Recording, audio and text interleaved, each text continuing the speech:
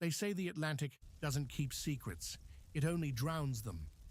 But in the winter of 1847, a ship arrived in New York Harbor that wasn't carrying passengers, it was carrying shadows. Among them was a man with no name, holding a rusted key to a vault that shouldn't exist, and a diary that would rewrite the bloody history of two nations. This is not just a story of survival, it is the chronicle of the heist that built Wall Street on the bones of the forgotten. Chapter 1.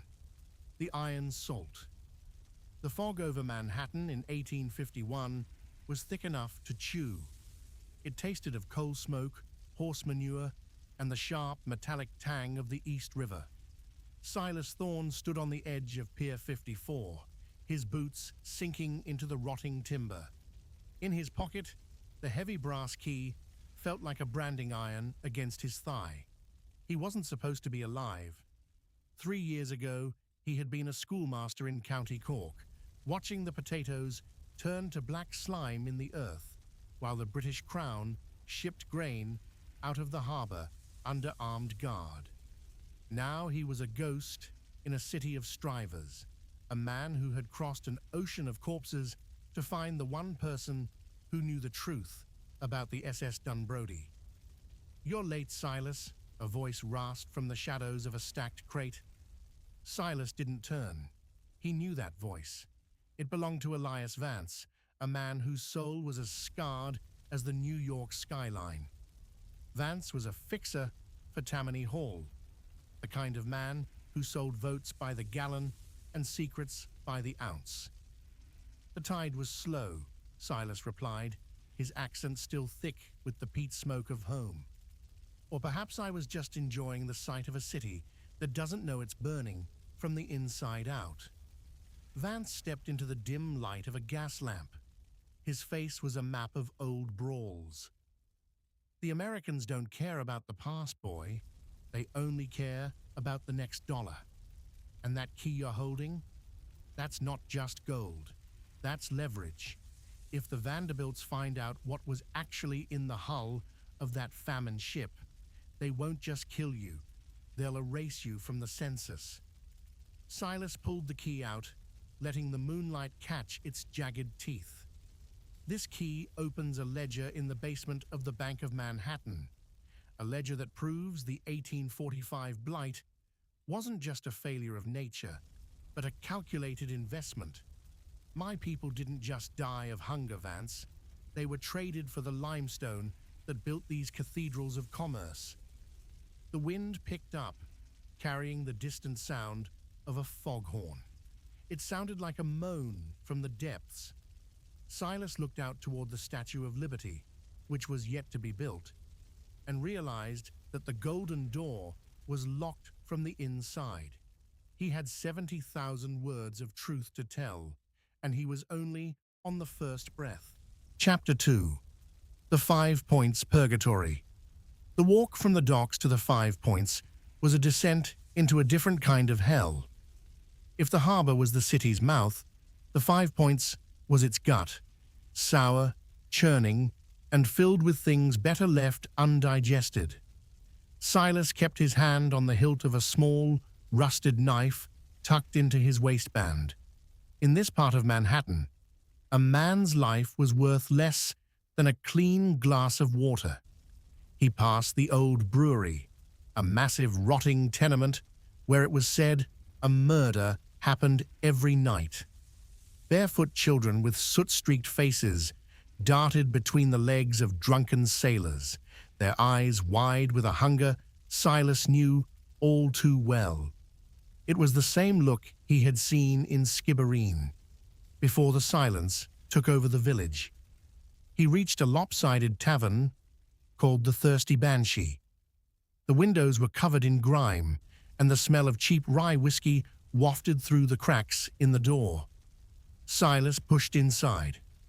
The room fell silent. A dozen pairs of eyes, hardened by labor and loss, tracked his movement. He ignored them and walked straight to the bar. "I'm looking for a man named Malachi," Silas said, his voice steady. They say he remembers the Dunbrody. The bartender, a massive man with shoulders like an ox, stopped wiping a glass. Lots of people remember the Dunbrody. Most of them are under the sod in Greenwood Cemetery. Why is a fine-clothed lad like you asking? I'm not a lad, and these clothes were stripped from a dead Englishman, Silas countered. A low chuckle came from a dark corner. An old man, his skin looking like crumpled parchment, leaned forward. One of his eyes was clouded over with a milky film. The Dunbrody didn't just carry grain. Did it, son? Silas turned toward the old man.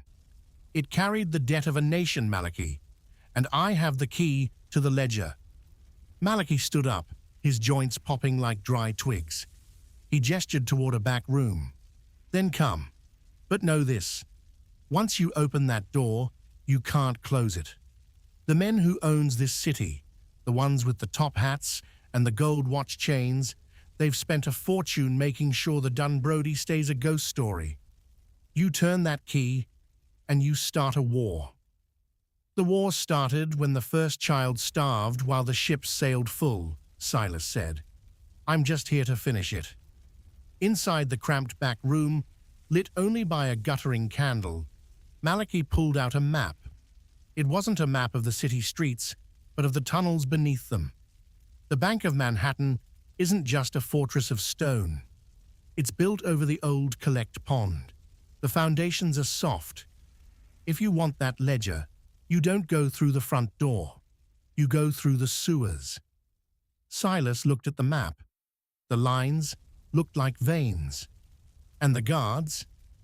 The guards are the least of your worries, Malachi whispered, his one good eye gleaming. There are things down there that haven't seen the sun since the Dutch were here. And they're hungry, Silas, just like we were. Chapter 3. The Veins of Manhattan. The entrance to the sewers was hidden beneath a pile of discarded timber in a dead-end alley near Canal Street.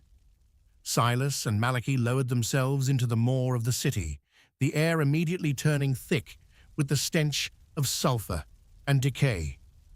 Stay on the brick ledges, Malachi whispered, his voice echoing off the damp, curved walls. The center flow is deep enough to pull a grown man under, and the rats here, they don't fear the light. Silas held a small oil lantern, shielded by his coat.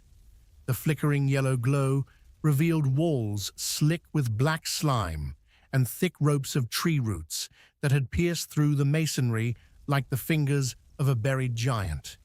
This was the underside of the American dream, a labyrinth of filth that supported the marble palaces above. They walked for what felt like hours, guided by Malachi's internal compass.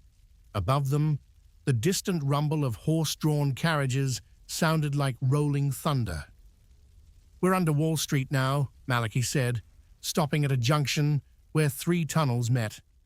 The Bank of Manhattan sits directly above us, but there's a problem. The original builders knew about these tunnels. They didn't just build walls, they built traps. He pointed his trembling finger toward a section of the ceiling where the brickwork looked suspiciously new. Pressure plates. You step wrong, and the ceiling doesn't fall. It leaks. Not water, but quicklime. It'll burn the lungs right out of your chest before you can scream. Silas looked at the brass key in his hand. It felt colder now. How do we bypass it? We don't go up, Malachi grinned, revealing missing teeth. We go through the old cistern. The bank's vault was built into the side of the hollowed-out rock. There's a weak point where the iron bars meet the stone. Rust is a poor man's best friend, Silas. As they crawled through a narrow overflow pipe, the sound of rushing water grew louder. Suddenly, Silas stopped. In the distance, through the gloom, he saw a flickering light. Not a lantern, but the steady, blue flame of a gas jet. Someone's already there, Silas hissed, extinguishing his own light. He crept forward, his heart hammering against his ribs. Peering around the edge of a jagged rock, he saw them. 4 men in dark peacoats, armed with short-barreled shotguns. They weren't criminals. They wore the silver stars of the Pinkerton National Detective Agency. In the center of the clearing stood a man who looked entirely out of place in the muck. His suit was pristine, his top hat gleaming even in the shadows. It was Julian Vane, the lead auditor for the Bank of Manhattan. Vane was holding a crowbar, staring at a heavy iron door embedded in the rock. "Open it," he commanded his men. "The board wants those ledgers moved to the uptown vault before the Irish scum find out the truth. If the public sees those numbers, this bank won't survive the week." Silas felt a cold rage boil in his gut. The evidence of his people's betrayal was 10 feet away, guarded by the very men who had profited from their hunger. "Malachi," Silas whispered into the dark, "how many of those Pinkertons can you distract?" "I'm an old man, Silas. I can't fight 'em," Malachi breathed behind him. "But I can make sure they never find their way back out." Chapter 4. The Alchemist of Ashes. The sound of the crowbar grinding against the iron vault door screeched through the tunnel like a dying bird. Silas watched from the shadows, his breath shallow. He knew he couldn't take on 4 armed Pinkertons and an auditor in a direct fight. He was a schoolmaster, not a soldier, but a schoolmaster knows something a soldier often forgets: the power of chemistry. "Malachi," Silas whispered, "that leak you mentioned, the quicklime, where is the release valve?" The old man pointed a shaking finger toward a rusted copper pipe running along the ceiling, partially hidden by a thick curtain of cobwebs. "There, but it's stuck solid. You'll need the strength of 10 men to turn it, or a blow heavy enough to shatter the casing." Silas looked at the heavy brass key in his hand. It was his only leverage. He began to crawl through the muck, moving toward a position directly above the Pinkertons. The sludge beneath him was cold and thick, smelling of a century's worth of secrets. Below, Julian Vane stepped back as the iron door finally groaned open. A waft of dry, stale air escaped from the vault, a sharp contrast to the damp sewer. Inside, rows of leather-bound ledgers stood like silent sentinels. "Get the crates!" Vane barked. "We burn the 1847 records first. The rest we move to the carriage at the spillway." Silas reached the copper pipe. It was slick with condensation. He wedged the teeth of his brass key into the valve's joint and braced his feet against the brickwork. He pulled with every ounce of rage he had carried since leaving the docks of Ireland. The metal groaned. One of the Pinkertons looked up. "Did you hear that?" "It's just the rats, Murphy. Keep moving," Vane snapped. Crack! The valve didn't turn. It snapped. A hiss of white, caustic powder began to spray out, mixing with the humid air to create a burning fog. Silas scrambled back as the white cloud billowed downward, coating the Pinkertons in a searing alkaline mist.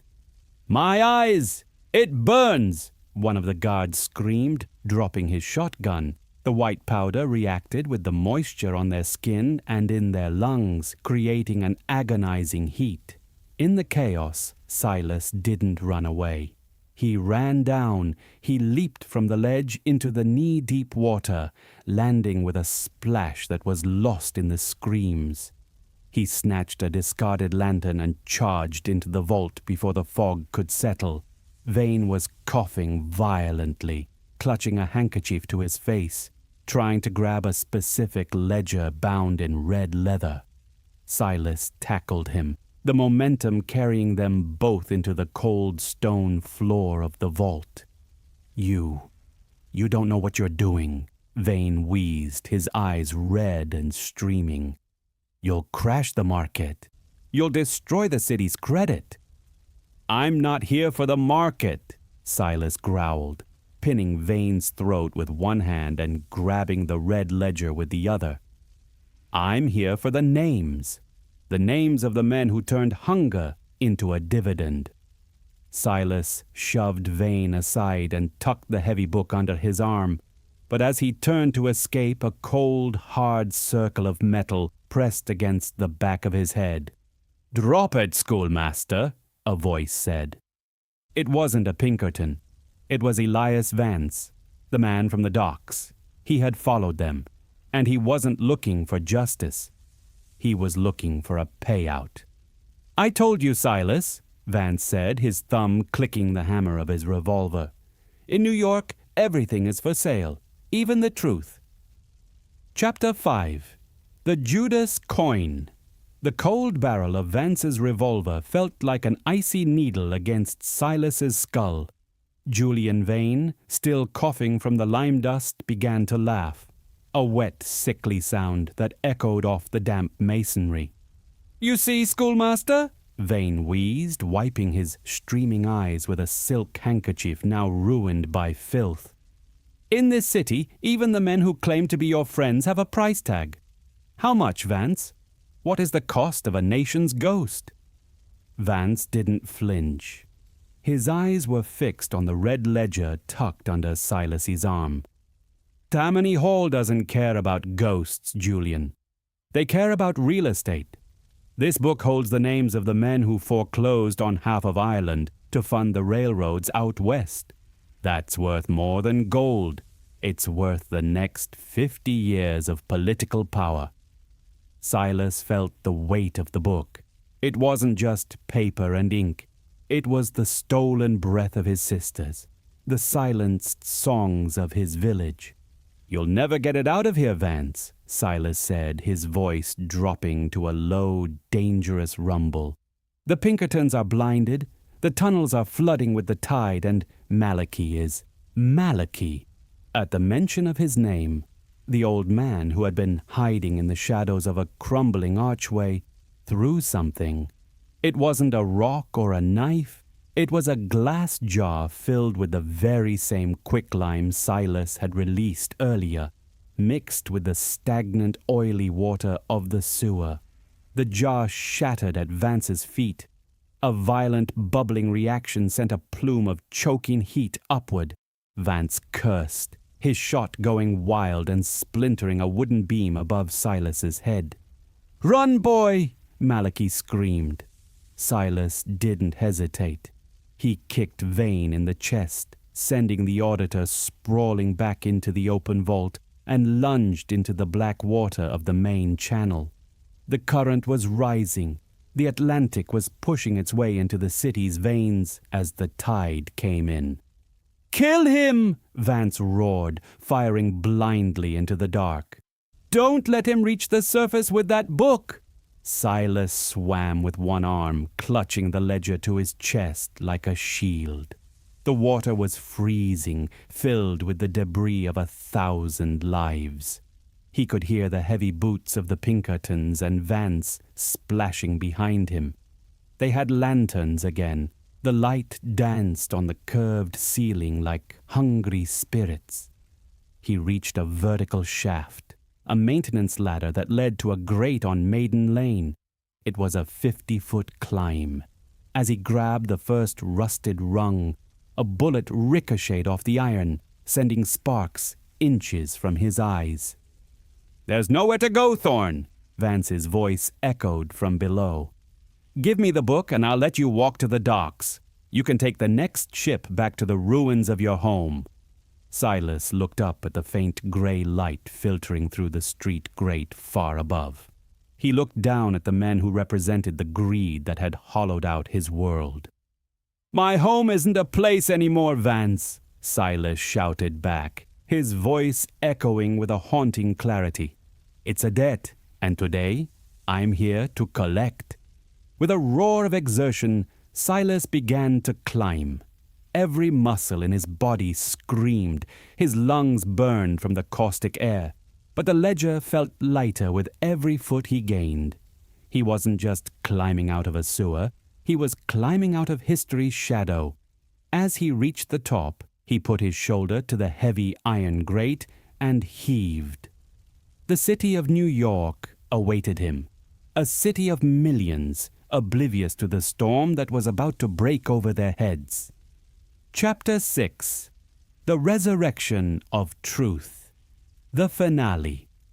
The iron grate clattered onto the cobblestones of Maiden Lane with a hollow ring that sounded like a church bell. Silas hauled himself out of the earth, his clothes shredded, his skin stained with the black ink of the sewers and the white crust of the lime. He stood in the center of the street gasping for the cold, salty air of the Atlantic. Behind him, the sun began to bleed over the horizon, painting the spires of Trinity Church in a violent shade of crimson. Vance's hand appeared on the edge of the shaft, but Silas didn't run. He didn't have to. From the shadows of the doorways emerged a line of men. Not Pinkertons, not thugs, but the dock workers, the printers, and the silent observers of the 5 Points. Malachi had done his job.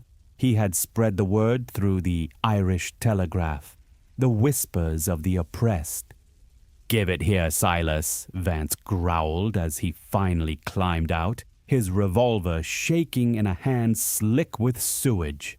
"You're one man against the clock. The bank opens in an hour. By noon, this ledger will be a myth." Silas held the red book high, not as a weapon, but as a beacon. "The bank isn't opening today, Vance. Look behind you." From the end of the street, a carriage pulled by 2 black horses rattled forward. On its side was the crest of the New York Tribune. Inside sat Horace Greeley, the man who believed that the pen was the only thing capable of toppling a tyrant. "The truth doesn't belong to Tammany Hall anymore," Silas said, his voice echoing through the awakening street. "It belongs to the people who paid for it with their lives." Vance looked at the growing crowd. Hundreds of laborers, their faces set like flint. He lowered his gun. He knew the math of the street. One bullet couldn't kill a revolution. Silas handed the ledger to Greeley. "Every name is in there. The shipments of grain that were diverted, the land deeds stolen while the families were still inside their cabins, and the bank accounts in this very city that grew fat on the Great Hunger." The next day, the headlines didn't talk about the weather or the shipping lanes. They screamed of a great betrayal. The Bank of Manhattan faced a run that nearly collapsed the young city's economy. Julian Vane fled to Europe, only to be found years later living in poverty, haunted by the ghosts he tried to bury. Elias Vance vanished into the shadows of the frontier, a man without a country. Silas Thorne never returned to Ireland. He stayed in the city of shadows, using the small reward from the Tribune to open a school in the heart of the 5 Points. He taught the children of immigrants not just how to read, but how to remember. Years later, on a quiet evening overlooking the harbor, Silas pulled a rusted brass key from his pocket and tossed it into the deep, dark water. The Atlantic finally had its secret back. But the world finally knew the cost of the silence.